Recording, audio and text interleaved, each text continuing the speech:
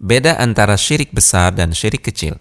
Para ulama membagi syirik menjadi dua macam, yaitu syirik besar atau syirik akbar dan syirik kecil, itu syirik asgar. Syirik besar atau syirik akbar adalah menjadikan tandingan bagi Allah, kemudian menyamakannya dengan Allah Rabbul Alamin.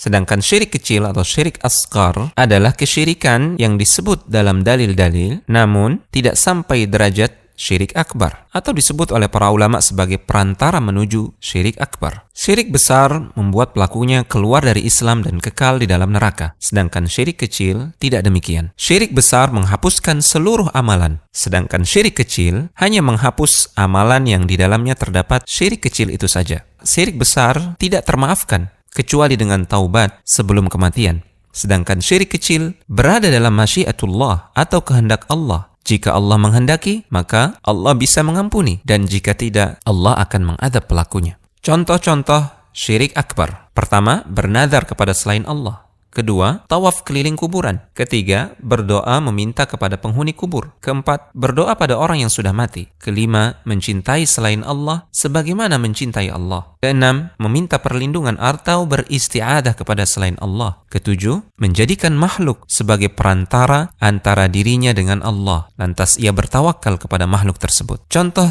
syirik kecil atau syirik asgar. Pertama, bersumpah dengan nama selain Allah. Kedua, mengagungkan makhluk dengan pengagungan yang tidak sampai kepada derajat peribadatan. Ketiga, menjadikan jimat sebagai sebab untuk mencegah ain atau pandangan hasad dengan meyakini jimat tersebut hanya sebagai sebab, sementara Allah lah yang menangkal bala tersebut. Keempat, salat menghadap kiblat untuk Allah, namun menganggap lebih afdal jika dilakukan di sisi kuburan. Rumaisa.com